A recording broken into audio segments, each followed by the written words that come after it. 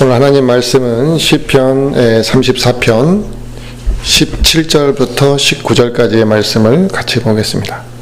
의로운 자들이 부르짖음에 주께서 들으시고 그들의 모든 고난에서 그들을 건지시는도다.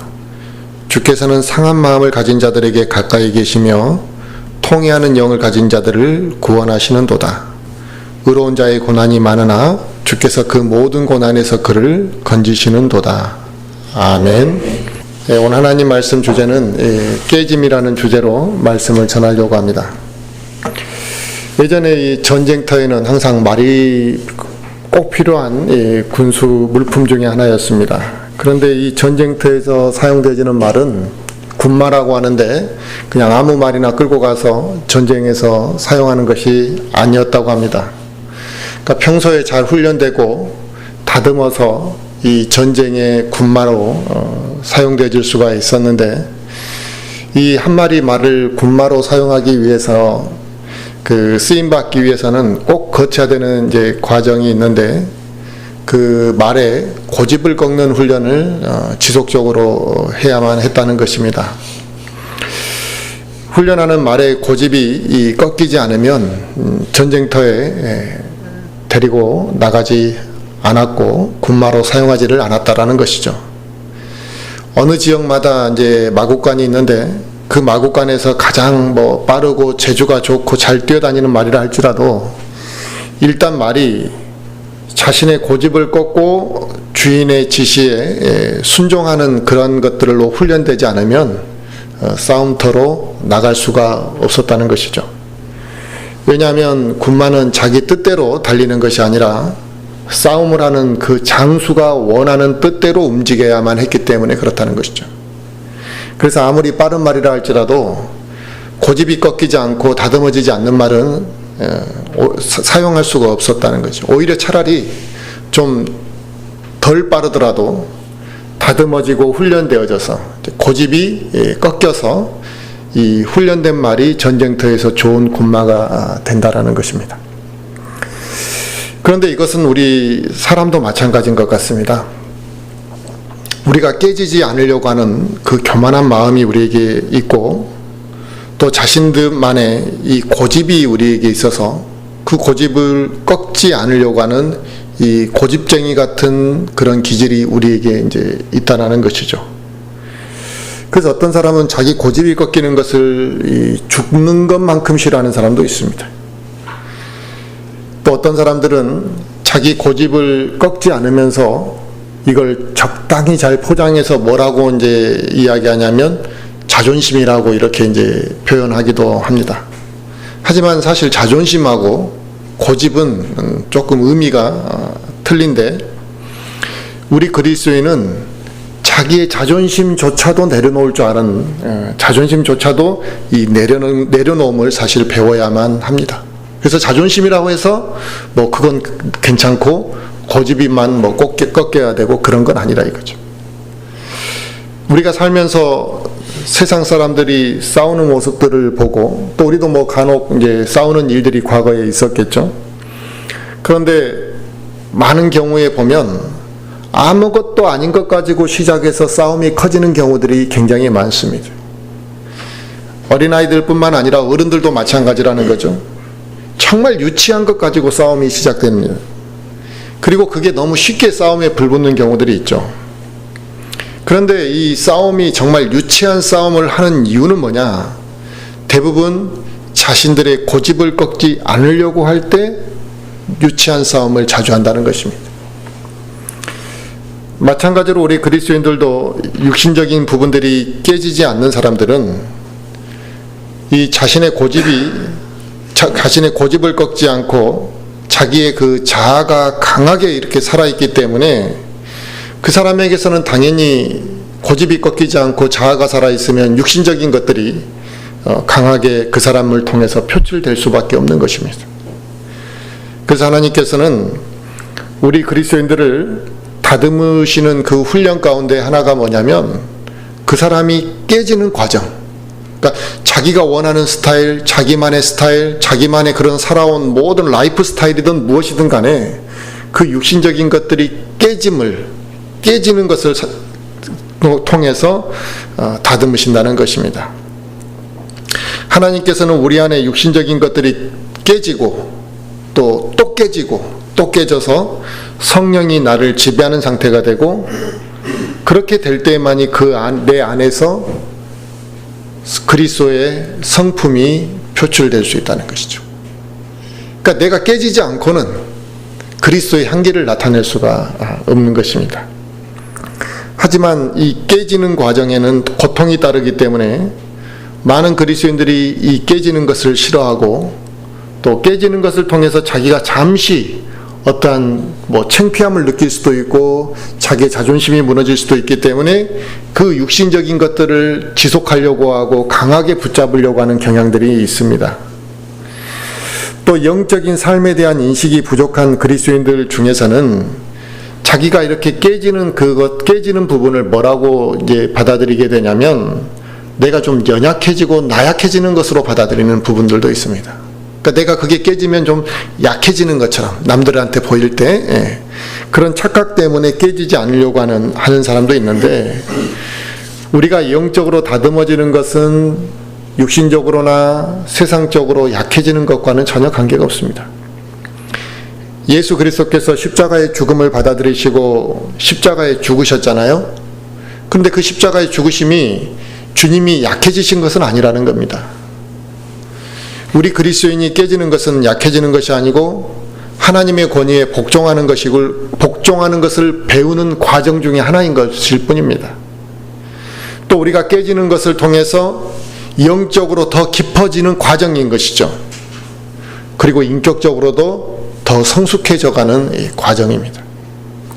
그러므로 그리스도인이 말씀으로 깨지든 삶 속에서 어떠한 과정을 통해서 깨지든 아니면 어떤 시련을 통해서 깨지든 간에 이 깨지는 과정이 반드시 필요하고, 더 영적으로 성숙하기 위해서는, 내면적으로 더 풍성해지기 위해서는 반드시 깨져야만 한다는 것입니다. 전쟁터에서 말을 타고 달리는 장수는 이 모난 성품이 다듬어지고 훈련이 잘된 말을 타고 화살이 빗발치는 곳을 달려갈 수가 있는 것이거든요. 적이 칼과 창을 휘두를지라도 자기가 자유자재로 말을 움직이며 전쟁을 훌륭하게 수용할 수가 있을 겁니다. 마찬가지로 그리스도인들도 자아가 깨지고 육신적인 문제들이 깨져야지만 하나님께서 그 사람을 사용하실 수가 있는 것이고, 그 사람이 만약에 육신적인 것들을 깨뜨리지 않는다면 절대로 하나님께 귀하게 쓰임받을 수가 없는 것이죠. 그래서 우리는 하나님 앞에서 육신적인 것들이 깨질 때, 내가 무엇인가 육신적인 나의 그 부분들이 깨어질 때 비로소 내가 낮아지는 것이죠. 그리고 겸손을 통해서 오히려 교만한 마음을 이겨낼 수가 있는 것입니다. 나의 교만과 자아가 깨졌을 때 비로소 하나님을 바라보는 그 눈을 갖게 되는 것입니다. 내 자아와 교만이 깨지지 않으면 하나님을 정상적으로 바라보지 못한다는 것이죠. 그래서 정상적인 영적 생활이 가능해지기 위해서도 우리는 깨져야만 하는 것입니다. 이는 성경에 나오는 수많은 하나님의 일꾼들도 그랬고, 많은 믿음의 선배들도 깨지고 또 깨지고 다시 깨져서 자신을 드러내지 않을 정도로 낮아졌을 때 비로소 그들이 하나님께 순종하고 쓰임받았다라는 것을 다 증명하고 있습니다. 이처럼 그리스도인은 육신의 것들이 깨지는 과정을 통해서 더 성숙한 그리스도인으로 변화되어지는 과정을 반드시 겪게 됩니다. 그런데 이걸 깨지는 것을 싫어하는, 깨지기를 거부하는 그리스도인들이 이제 있다라는 것이죠. 이들은 연단의 과정을 반드시 또 회피하려고 하게 됩니다. 그래서 세상과 적당히 타협하는 방법을 찾는 것이죠. 또 자기 자신만의 변명, 어떤 합리화할 문제, 자기 육신의 성향을 합리화해 가면서 어떻게든 깨지지 않으려고 하고, 그 깨지는 시간과 과정을 너무나 두려워하고 거부하지만, 하나님의 이와 같은 방법에 불순종하는 사람들은 그 사람들이 아무리 오랜 시간 교회를 다니고 영적 생활을 했다 할지라도 그 깨짐의 과정을 거치기를 거부한다면 결국 변화가 되어질 수 없는 것이죠. 이것은 과거에도 그랬고 지금 현재도 그랬고 앞으로도 그럴 겁니다. 오직 하나님의 말씀 앞에 깨지는 사람만이 하나님이 원하시는 모습으로 다듬어질 수가 있는 것입니다. 그리고 그때 비로소 변화라는 것을 경험하게 되는 겁니다. 또 그때 비로소 하나님 앞에 진정으로 복종할 수가 있게 되는 것이죠. 그래서 깨짐의 과정을 거치는 사람만을 하나님께서 사용하시는 것입니다. 간혹 우리는 자기 자신을 스스로 이 과대평가하는 경향들이 우리에게는 다 있습니다. 그래서 자기 자신을 과대평가하면서 착각한다는 것이죠. 이 정도면 내가 그래도 괜찮은 사람 아닌가? 내가 이 정도면 그래도 사람들에게 좀 인정받으니까 하나님께서도 나를 좀 인정하지 않으실까? 이런 생각을 하지만 그런 마음을 우리가 갖고 있다면, 내가 그런 마음을 가지고 신앙생활을 하고 있다면 하나님이 분명히 그렇게 말씀하실 거라. 이게. 너 아직도 멀었다. 이게. 자기만족, 내가 생각하는 그런 자만심까지도 깨지고 무릎 꿇을 때가 돼야지만 하나님께서는 사용하시기 때문에 우리가 그런 깨짐의 과정이 있을 때까지 하나님께서는 기다리시는 거죠. 그러니까 우리가 복음을 전하는 것도 마찬가지입니다. 저 사람이 안 믿는다, 내가 전하는 복음을 안 받아들인다, 내 주변 사람들이 무엇인가 그거에 대해서 거부한다라고 우리는 뭐라 할지 모르지만 하나님이 보실 때는 내가 먼저 깨지기를 원하시는 부분이 있다는 거죠. 단순히 지식으로 복음을 전하는 게 아니라 내 안에서 그리스도의 향기가 나타나서 그들에게 복음이 전해지기를 그러니까 복음 전해지기는 방법이 하나님께서 원하시는 게 다르다는 거죠. 우리는 단순히 교리를 딱 전하면 그 사람이 빨리 예수님을 믿고 반응하기를 원하지만 하나님은 그렇게 많이 복음 전하기를 원하시는 건 아니다 이거죠. 우리는 완전히 깨지고 내 자아까지도 내려놓음을 경험하고 나면 그때 우리는 남들을 보는 게 아니라 내 자신을 보게 됩니다. 내가 얼마나 부끄러운 존재였는지, 내가 얼마나 교만하고 어리석게 살아왔는지, 이러한 것들을 우리가 알게 되고 내가 영적으로 더 성장해야 된다라는 그 갈망을 우리가 이제 품게 되는 것이죠. 그래서 우리는 깨지고 쓰러질 때 하나님을 간절히 찾는 경향들이 우리에게 나타납니다. 나의 부족함을 느끼면 느낄수록 우리는 하나님을 찾게 됩니다. 그리고 내가 영적으로 깨지고 다듬어지는 그 과정 속에 내가 만약에 있다면 하나님께서는 우리를 지켜보시면서 우리를 적절한 길로 인도하시고 강도를 조절하시겠죠. 그러므로 때가 되면 하나님께서는 나를 연단의 과정 가운데에서 이렇게 이제 건지실 것이고 나에게 합당한 길을 열어주실 것인데, 우리가 그것을 믿는다면 지금의 연단의 이 시간들, 무엇인가 깨짐을 통해서 연단받는 그 시간들은 상당히 의미 있는 시간이라는 겁니다. 우리가 세상 가운데서 핍박을 당하고 고난을 당하는 것, 이게 다 우리가 육신적인 것들이 깨지는 과정이라고 다 그렇게 말할 수는 없을 겁니다. 왜냐하면 죄 지으면서 나타나는 고난도 있을 수 있고 내가 깨지는 것과 다 별개로 시련을 당하는 일도 있을 테니까요. 하지만 중요한 것은 하나님께서 허락하신 가운데 우리가 깨지고 다듬어지는 그 과정 가운데는 반드시 잠깐의 고통은 따른다라는 것이죠. 깨짐을 경험한 그리스도인들, 이 육신적인 부분들이 다듬어지는 것들을 경험한 다듬어진 이 그리스도인들은 빌립보서 1장 21절에서 말씀하시는 내게는 사는 것이 그리스도시요 죽는 것이 이득이라. 그러니까 내게는 사는 것이 그리스도가 내 안에 살기를 원하고 죽는 것이 이득이라는 이 고백을 이제 육신적인 것들을 다듬어 본, 깨짐을 경험해 본 그리스도인들이 이와 같은 이제 고백을 할 수가 있는 거죠. 만약에 이런 그 깨짐을 경험해 보지 않은 그리스도인들은 내게는 사는 것이 그리스도요 죽는 것이 이득이라는 이 말씀이 마음에 와닿지가 않는 겁니다. 이 말씀이 마음속 깊이 받아들여질 때까지, 이 말씀이 나 안에서 막 깊이 느껴질 때까지 우리는 또 여러 번 깨지고 다듬어져야 될 과정을 겹치게 되는 것입니다. 그런데 이 깨짐을 거부하는 그리스도인들은 절대로 영적으로 성장해 나갈 수가 없다라는 것이죠.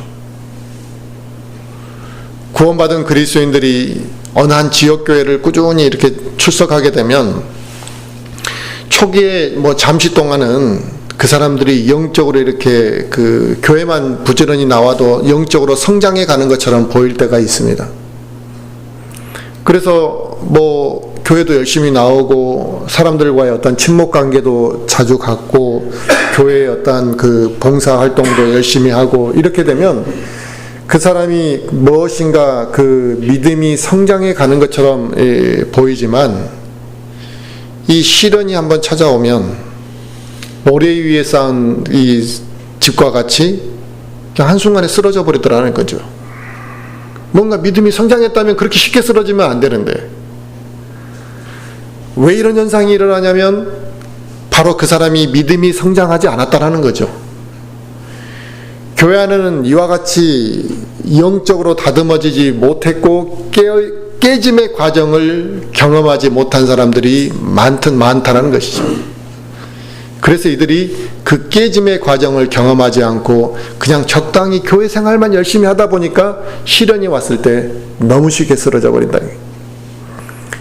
즉 자기를 먼저 내려놓는 과정, 깨지고 다듬어지는 그 과정을 거쳤어야지만 영적으로 견고한 건물을 세우게 되는 것이라 이거죠. 하나님의 말씀을 들어도 그 말씀이 그 안에서 역사할 수가 있는 것이고 그 말씀을 통해 그가 무엇인가 하나님 앞에 다듬어지는 과정을 통해서 그가 성장했을 텐데 그런 과정이 없다 보니까 그냥 울퉁불퉁한 그냥 자갈밭 위에 대충 집을 세워놓은 것처럼 세워놨으니 언제 봐도 불안한 상황에서 건물이 쓰러질 수밖에 없었다는 것이죠. 또 교회 안에 보면 주변 사람들로부터 이 상처를 쉽게 입는 사람들이 있습니다. 유독 상처를 별거 아닌 것 가지고도 막 상처를 쉽게 입는 사람들이 있는데 그런데 자신이 그런 사람들이 또 자기가 누구에게 상처를 준 거에 대해서는 그렇게 또 깊이 후회하거나 통회하는 마음으로 슬퍼하는 일은 또 안 한다는 것이죠. 자신의 육신적인 성품을 죽이려고 하고 자신의 육신적인 기질이 깨져야 됨을 더 고백하는 사람보다도 대부분 남 탓을 하는 사람들이 많습니다. 자기가 상처 입은 이야기를 훨씬 많이 한다는 것입니다. 그렇다면 교회는 그렇게 상처 준 사람들만 많고 자기가 상처를 남들에게 주는 경우는 그렇게 상처 주는 사람은 그렇게 적게 분포되어 있느냐? 그렇지는 않거든요. 우리가 먼저 내가 다른 사람에게 상처를 준 게 무엇인지를 우리는 돌아봐야 되는 거죠. 내 자신을 먼저 낮추고 하나님 앞에 내가 무엇을 내려놓고 또 무엇을 먼저 변화되어야 될지 이런 것들을 사실 먼저 배워야 되지 누가 나에게 상처 주는 것만 갖고 생각하면 아직 그 사람 깨지지 않은 거죠. 상한 마음을 가진 자들 옆에는 하나님께서 늘 지켜보시는 겁니다. 그런데 자신이 상처받은 것은 되새기면서 그걸 마음에 원한을 품거나 그거 가지고 영적인 무엇인가가 가로막혀 있는 그리스도인들은 하나님께서 그 사람을 도우시는 게 아니라 마귀가 그런 사람을 사용해 버리는 거죠. 왜? 그런 상태가 마귀가 쓰기가 딱 좋거든요. 그래서 그런 사람들이 무엇인가 다른 사람으로 상처받았다고 말할지는 모르지만 자칫 잘못하면 마귀에게 쓰임받게 되는 경우들이 매우 많습니다. 그러므로 자신을 낮추고 통회하는 마음을 가진 그리스도인들을 하나님께서 원하시는 것이지 자기가 상처받은 것만을 붙잡고 그거 가지고 계속 교회를 옮겨다니고 하나님을 떠나는 것 이걸 하나님이 원하시는 게 아니다 이거죠. 그런데 우리는 내가 깨지는 것은 싫고 남이 좀 깨지고 남이 좀 다른 사람이 좀 다듬어졌으면 좋겠다라는 이러고 우리가 살아간다는 것입니다. 그러나 이런 마음은 영적으로 합당한 자세가 아니고, 이게 자칫 잘못하면 굉장히 영적 이기주의 같은 발생을 하게 됩니다. 그저 자기만을 생각하는 것. 우리 그리스도인이 깨지는 것은 절대 슬픈 일이 아니죠. 왜냐? 정금과 같이 빚어지는 시간이기 때문에 그렇습니다.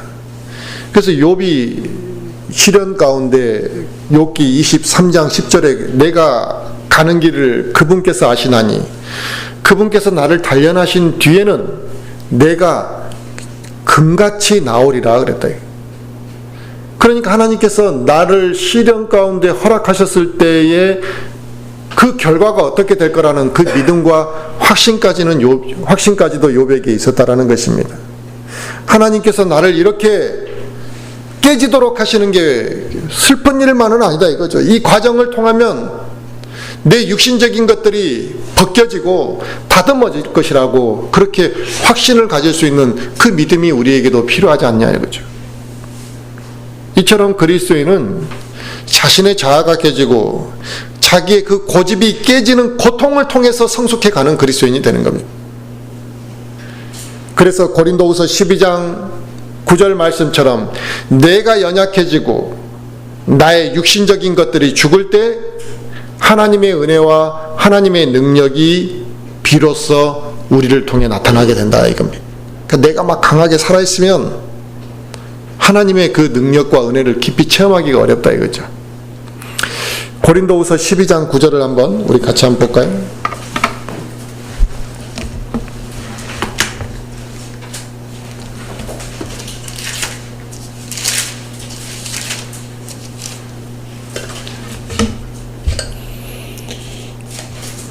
고린도후서 12장 9절부터 10절입니다.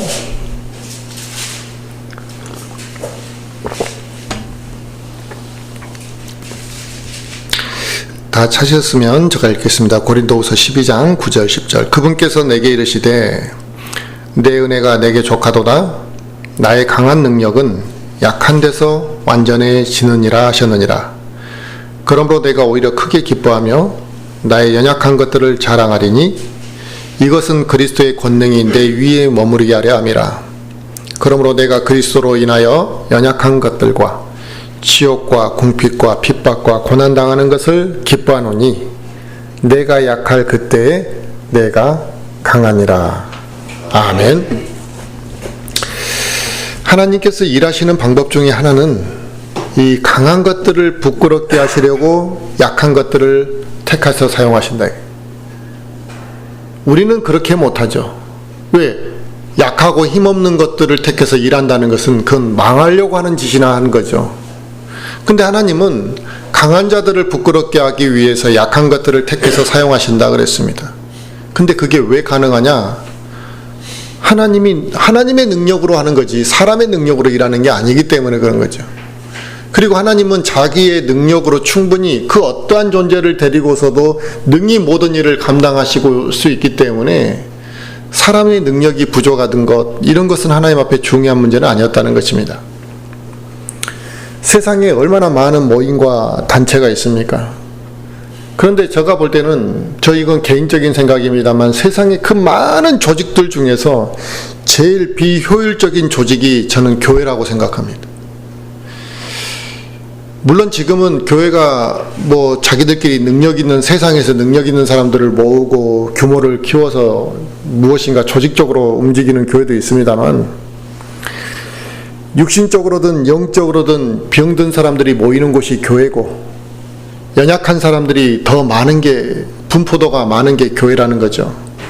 그 사람들이 모여가지고 하나님의 은혜로 하나님의 일을 하고 하나님을 섬기고 이러고 있기 때문에 이런 조직이 교회라는 거죠. 그러니까 잘난 사람들, 좀 괜찮은 사람을 뽑는 게 아니라 이거죠. 그리고 이 지역교회는 여러모로 부족하고 연약한 사람들을 가르쳐서 그들을 강제로 끌어가는 게 아니라 또 자율적으로 섬기게끔 하는 것이 교회잖아요. 우리가 회사를 한번 가는데 자기가 오늘 회사 안 나가고 싶다 그래서 안 나갑니까? 몸이 아파도 눈치 보아서 나가고 다 힘들어도 할 일 다 하고 퇴근하고 그러잖아요. 근데 교회는 어떻습니까? 좀 기분 나쁘면 안 나오고 피곤하면 안 나오고 뭐 자기 멋대로 교회를 나오잖아요. 이런 그 연약하고 부족한 사람들을 강제로 가르쳐도 부족할 판에 자율적으로 하나님을 섬기게끔 하고 그들을 하나님께로 이렇게 인도해 가는 것, 또 자기보다 부족한 형제 자매들 앞에서 오히려 자기를 낮추는 것, 이런 걸 요구하는 것이 교회잖아요. 그뿐만 아니라 하나님의 일을 수고했다 그래서 내가 뭐 세상으로부터 명예를 얻거나 인정을 받거나 돈을 받는 그것도 아니라 이게. 그런데 이러한 행위를 하면서 또 하나님이 우리에게 뭐라고 가르치시느냐? 기쁨으로 해라 이거예요. 기쁨으로. 이것만큼 비효율적인 조직이 어디가 있습니까? 이건 세상에서 열심히 해도 티가 안 나는 그런 조직이라는 거죠. 이게 지역교회의 특성인 것 같습니다.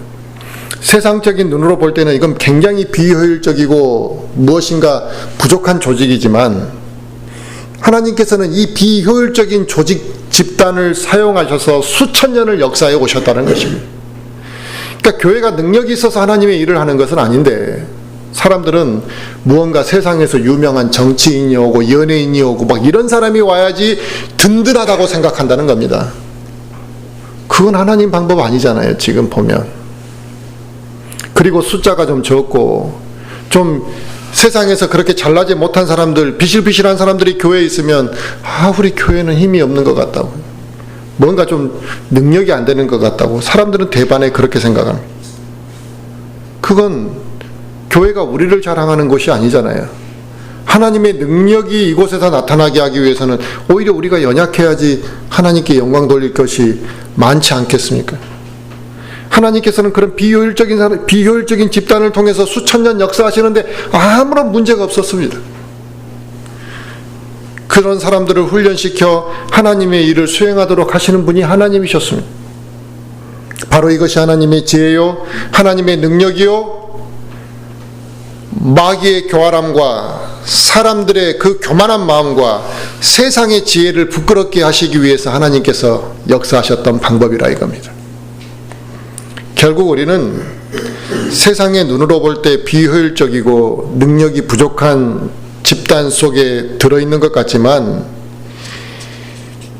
이 안에서 우리가 더 많은 걸 또 배우게 된다는 것입니다. 세상에서 배우지 못하는 것들을, 세상에서 느낄 수 없는 것들을 하나님의 능력을 이곳에서 우리가 깨닫게 되고 하나님의 방법과 은혜를 우리가 체험해 가며 우리가 크게 변화되어져 간다는 것이죠.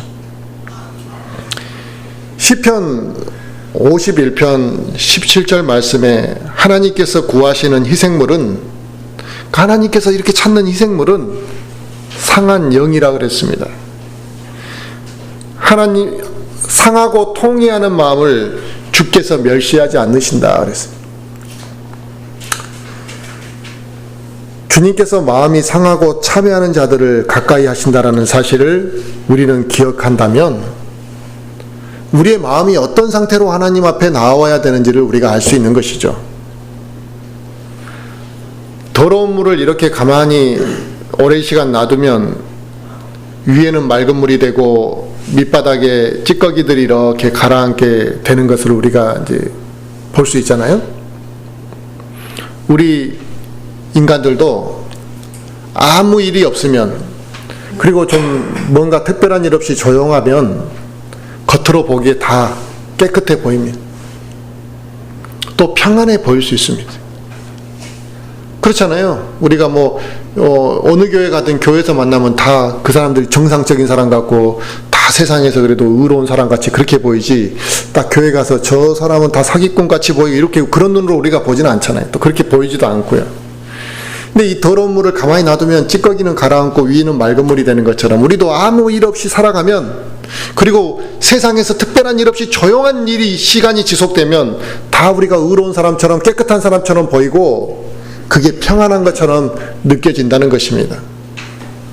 하지만 우리 인간의 내면 그 깊숙한 곳에는 얼마나 더러운 찌꺼기들이 많이 가라앉아 있냐 이거죠. 우리 안에 나의 이런 육신의 완악한 모습들을 해결할 수 있고 찌꺼기를 제거할 수 있는 방법은 오직 성령님께서 역사하셔서 내 혼을 강력하게 영향을 미치는 방법 외에는 없다는 것입니다. 그러기 위해서 그 성령님이 내 혼을 지배하고 영향을 미치기 위해서는 먼저 내 자신이 그 성령님의 지배를 받기를 원하는, 성령님이 나를 다스려 주기를 원하는 마음이 내 안에서 있어야만 하는 거죠. 나 저 성령님께 지배받고 성령님이 나에게 영향 미치는 거 저 싫어합니다. 이러면 방법이 없는 겁니다. 성령님의 다스림을 받기 원하는 그 겸손한 마음, 그리고 내 자신이 어떠한 사람인지에 대한 바른 인식을 가지고 낮아지고 참회하고 겸손한 마음이 있어야지만 한다는 것입니다. 그저 형식적으로 한번 통성기도 한번 하고 울고 기도했다 그래서 그 마음속 깊은 곳에서부터 하나님의 은혜가 솟구쳐 나는 것은 아니라, 저 마음속 깊은 곳에서부터 우리는 하나님의 은혜에 대한 그 감사한 마음이 우리 안에서 쏟아져 나와야만 하는 것입니다. 마가복음 14장에는 한 여자가 예수님을 찾아왔죠. 향유를 가지고 와서 주님께 향유를 붓는 사건이 기록되어 있습니다. 그 여자가 예수님의 머리에 향유를 붓기 위해서는 그 향유를 담았던 옥합을 깨트렸어야 됐다는 거죠. 이처럼 우리의 육신적인 부분들이 깨질 때 비로소 이 향유와 같은 향기를 우리가 나타낼 수가 있는 것이고, 하나님께서는 우리의 깨어짐을 통해서 하나님의 역사를 항상 이루신다는 것입니다.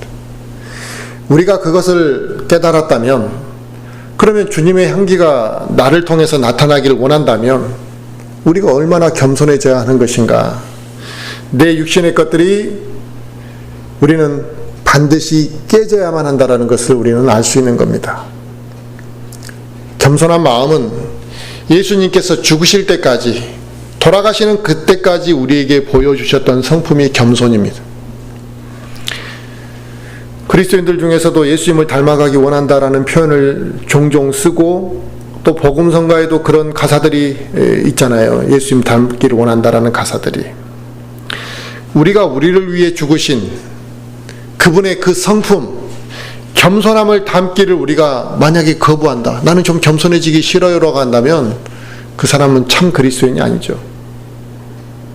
그런데 교회가 영적으로 바로 서 있지 않으면 나타나는 현상 중에 하나가 뭐냐면 겸손함이 사라질 때라는 겁니다.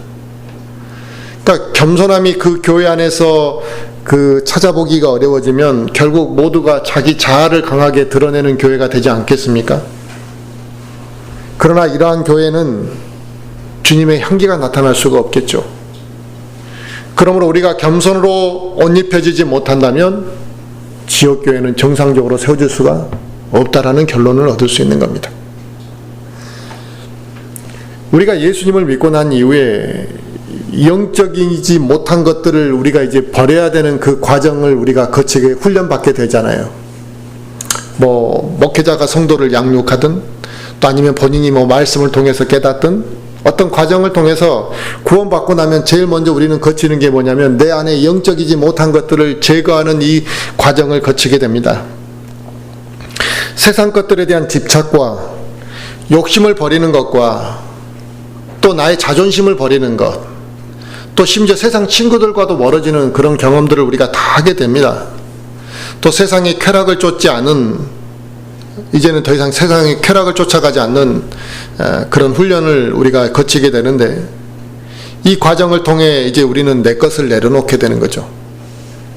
그리고 내 것을 내려놓는다라는 것은 주님의 뜻에 순종하는 삶, 이 인식의 변화를 우리는 인식이 바뀐다는 거죠.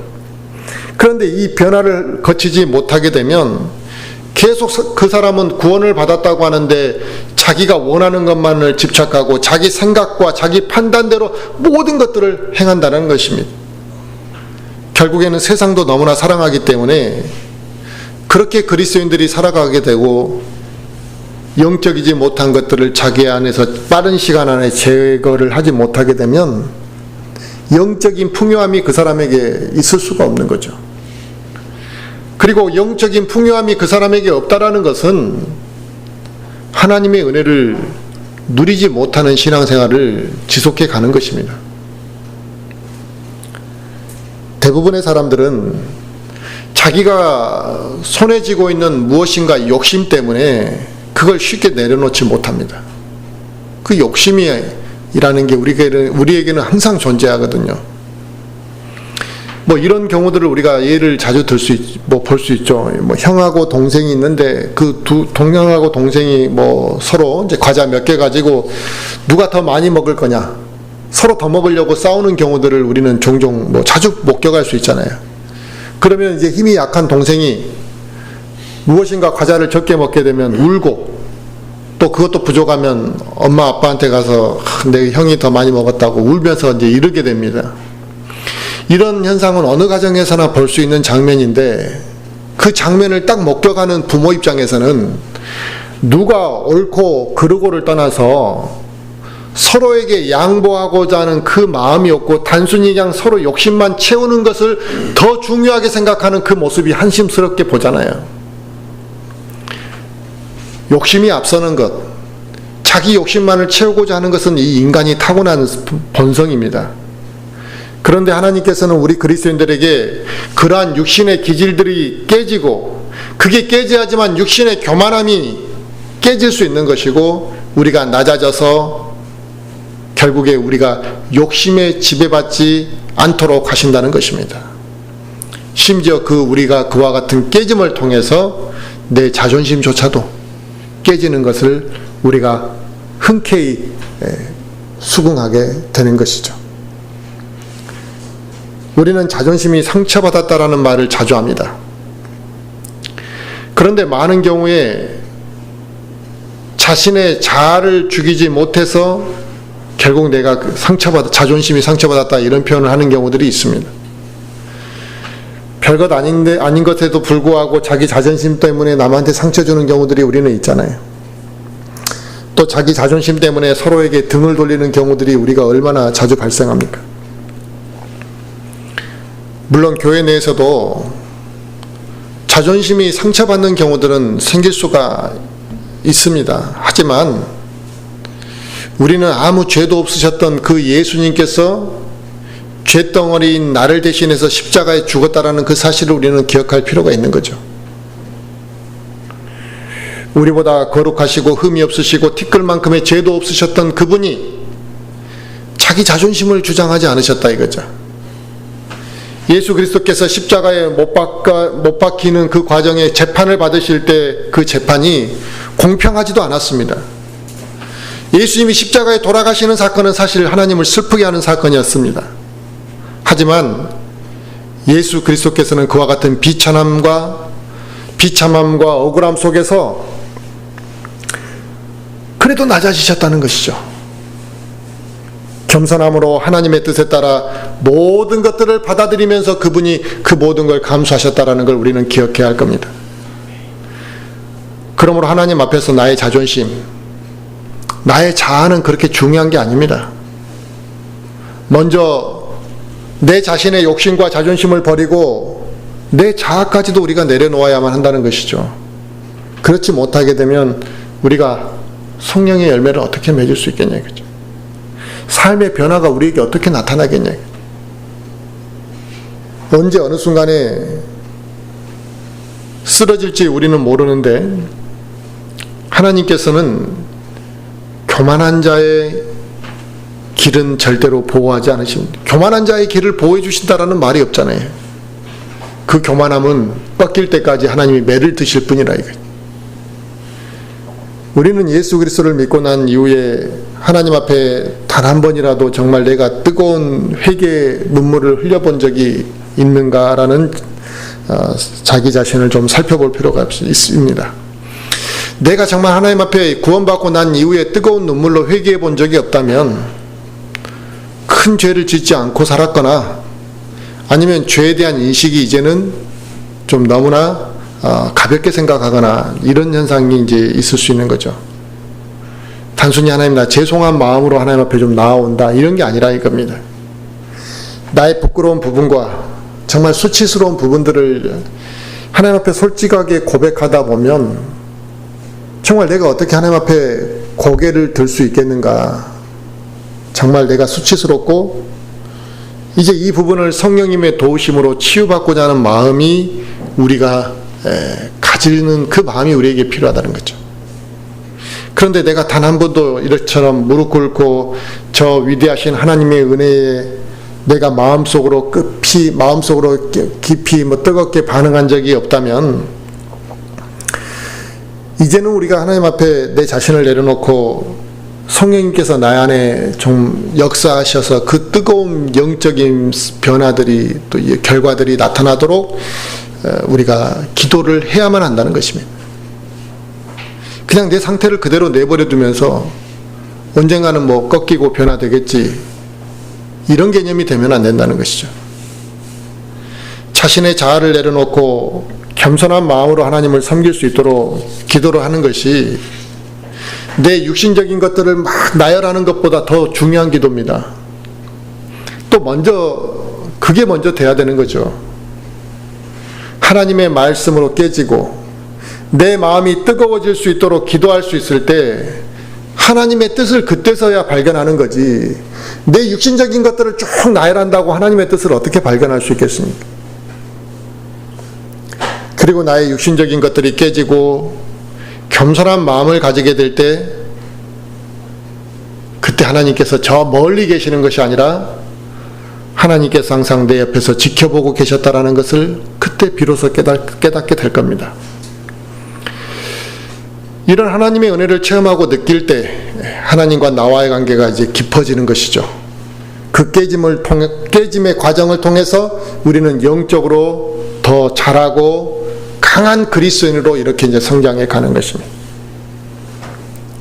그러므로 이제 내 자신을 돌아보고 내가 아직도 깨지지 못한 것이 과연 무엇인지, 내가 어떠한 것이 하나님 앞에서 깨져야 되는 것인지를 우리는 기도를 해야 되는 것이고, 그 깨짐을 통해서 깨질 수 있도록, 내가 정말 깨지지 못한 그 부분이 깨질 수 있도록 우리는 기도를 해야만 합니다. 오늘 말씀을 통해 저와 우리 모든 성도들이 하나님 앞에 각자 모든 것을 좀 내려놓고, 또 내가 하나님 앞에서 정말 버려야 될 것을 버리고, 또 영적인 문제들을 하나님의 손길로 해결받을 수 있기를 간절히 바라겠습니다.